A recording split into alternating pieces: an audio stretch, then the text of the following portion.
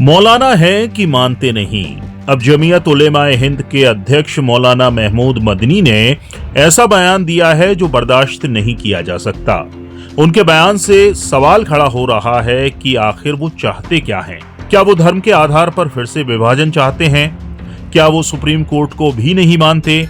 अगर मानते हैं तो सुप्रीम कोर्ट पर सवाल खड़े ना करते। ऐसे में क्या ऐसे मौलानाओं का इलाज यूपी के सीएम योगी ही हैं? दरअसल भोपाल में जमीयत उलेमाए हिंद की गवर्निंग बॉडी काउंसिल की मीटिंग में मौलाना महमूद मदनी ने जिहाद पर बोलते हुए कहा कि इस्लाम के विरोधियों ने जिहाद को हिंसा का पर्याय बनाकर पेश किया है। उन्होंने कहा लव जिहाद, लैंड जिहाद, थूक जिहाद जैसे शब्दों का इस्तेमाल कर मुसलमानों का अपमान किया जा रहा है। उन्होंने कहा कि देश में मौजूदा हालात बहुत संवेदनशील और चिंताजनक हैं। उन्होंने कहा कि जब जब जुल्म होगा तब तब जिहाद होगा।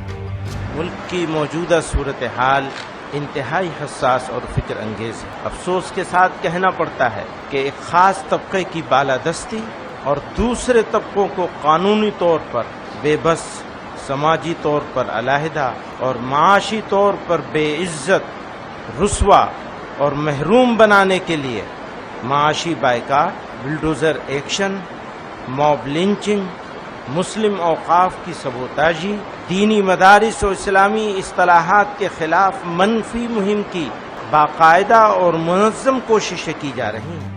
मदनी ने सुप्रीम कोर्ट पर गंभीर सवाल उठाए। मदनी ने कहा कि अदालतें सरकार के दबाव में काम कर रही हैं। मदनी ने यहां तक कह दिया कि सुप्रीम कोर्ट को सुप्रीम कहने का अधिकार नहीं है। कि गुज़िश्ता कुछ अरसे से बिलखुसूस बाबरी मस्जिद, तलाक सलासा जैसे बहुत से मसलों पर फैसले के बाद ये तासुर आम हो रहा है कि अदालतें हुकूमतों के दबाव में काम कर रही हैं। अक़लियतों के आईनी हुकूक और दस्तूर के बाद बुनियादी उसूलों की तशरीह की ऐसी मिसालें सामने आई हैं जिन्होंने अदालतों के किरदार पर सवालिया निशान लगा दिया है।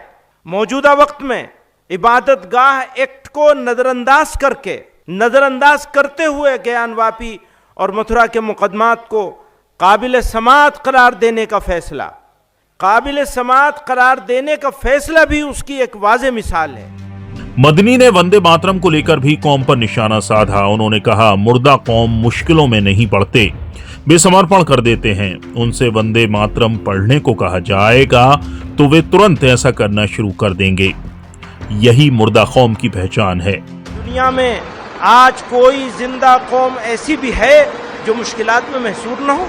इसलिए मैं कहता हूँ कि मुश्किलात जिंदगी की अलामत है। मुर्दा कौमें मुश्किलात में मुब्तला नहीं होती, वो तो सरेंडर कर देती है। वो कहेंगे वंदे मातरम पढ़ो तो पढ़ना शुरू कर दें। ये पहचान होगी मुर्दा कौम होने की। और अगर जिंदा कौम है तो फिर हौसला बुलंद करना पड़ेगा, हालात का मुकाबला करना पड़ेगा। मौलाना मदनी के बयान पर प्रदेश के मंत्री विश्वास सारंग ने पलटवार किया है। उन्होंने कहा कि हिंदुस्तान में रहना है तो वंदे मातरम कहना होगा। विश्वास सारंग ने कहा कि फिरका परस्ती और देश को तोड़ने की बातें यहाँ नहीं चलेंगी। मौलाना मदनी, हिंदुस्तान में रहना है तो वंदे मातरम तो बोलना ही होगा। ये फिरका परस्ती की बातें, ये देश को तोड़ने की बातें, इससे बहुत दिन राजनीति कर ली। संविधान का मजाक उड़ाना, संवैधानिक व्यवस्थाओं का मजाक उड़ाना, और अब तो सुप्रीम कोर्ट पर भी इस तरह की टिप्पणी करना। वो भूल रहे हैं कि यदि इस हिंदुस्तान में आजाद हिंदुस्तानी के रूप में रह रहे हैं तो हिंदुस्तान के संविधान का पालन करना होगा। ये तो हुई मौलाना मदनी की बात, लेकिन ऐसा नहीं कि देश में मौलाना मदनी जैसे लोग ही हों। दोनों धर्मों में ऐसे लोगों की भरमार है जो धर्म के नाम पर अपनी सियासी रोटियां सेंक रहे हैं। वहीं इस सबसे परे समाज में ऐसे लोग भी हैं जो साबित करते हैं कि देश में आज भी धर्म से ऊपर इंसानियत है। जम्मू कश्मीर में जब एक पत्रकार का 40 साल पुराना घर अवैध बताकर गिरा दिया गया तो ऐसे में उनके हिंदू पड़ोसी सामने आए और अपने प्लॉट उन्होंने मुस्लिम पत्रकार अरफाज अहमद को दान कर दी। मैं अपने भाई को ना इनकी पीठ नहीं लगने दूंगा। मैंने आपसे बार बार बोला मैं भीख मांग के भी इनका घर बनवाऊंगा, चाहे कुछ भी हो जाए। ये 5 मरले का प्लॉट मैं आज अपने भाई को अपनी बेटी के हाथों से दिलवा रहा हूँ और रिटर्न में भी दूंगा। ये 3 मरले का प्लॉट तोड़ा ना मैं 5 दूंगा। सालों 5 तोड़ा मैं 10 दूंगा। लेकिन ऐसा मत करो, जुल्म मत करो। छोटे से बच्चे को देख लो, बेचारा बैठा है और लानत है तुम्हारे ऊपर, ऐसी सरकार हो, लानत है। हम इस देश में रह के भी बेघर हो गए। बस मैं कुछ नहीं कहना चाहता। यही भारत है, यही हिंदुस्तान है, यही हमारी साझा संस्कृति है। लेकिन मौलाना मदनी जैसे लोग ये नहीं समझते। ब्यूरो रिपोर्ट, चौथा खंबा।